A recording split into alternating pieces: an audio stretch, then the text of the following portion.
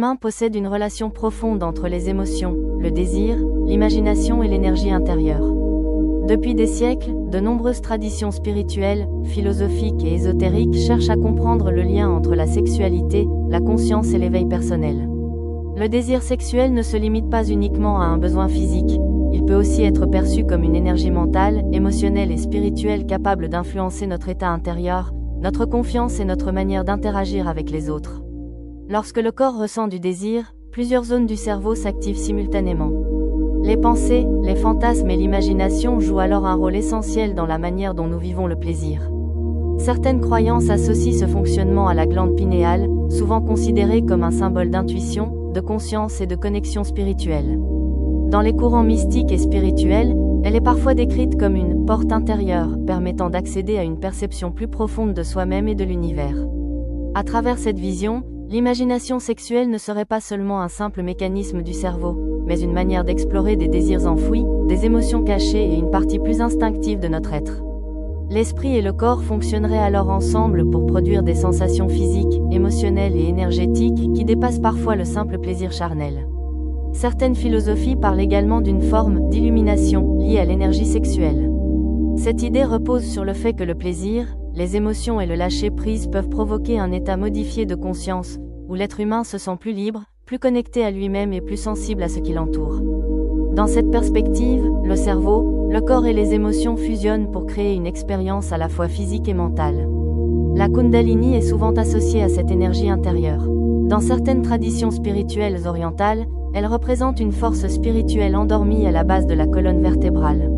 Lorsqu'elle s'éveille, elle traverserait différents centres énergétiques du corps, appelés chakras, afin de conduire à une transformation intérieure.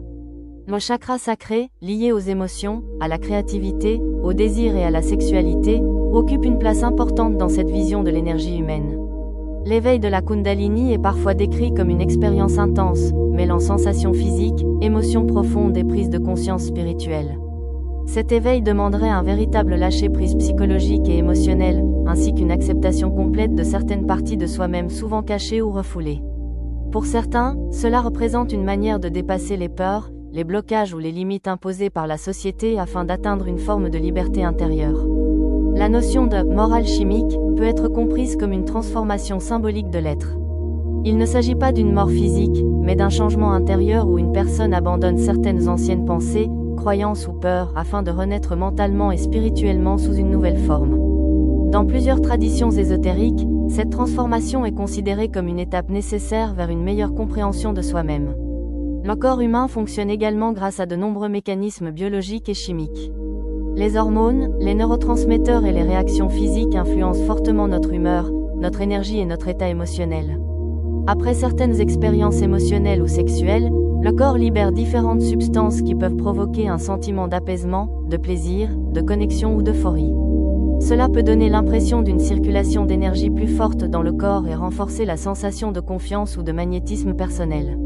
Le magnétisme humain est souvent perçu comme une forme de présence ou de charisme naturel. Certaines personnes dégagent une énergie particulière capable d'attirer, d'influencer ou d'inspirer les autres.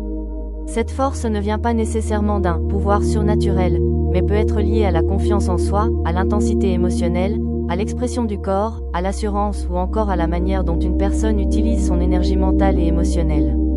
Dans cette vision spirituelle et symbolique, l'être humain chercherait finalement à reconnecter le corps, l'esprit et l'âme afin d'atteindre un état d'équilibre et de conscience plus élevé. La sexualité, l'énergie intérieure et l'imagination deviennent alors des outils de compréhension de soi.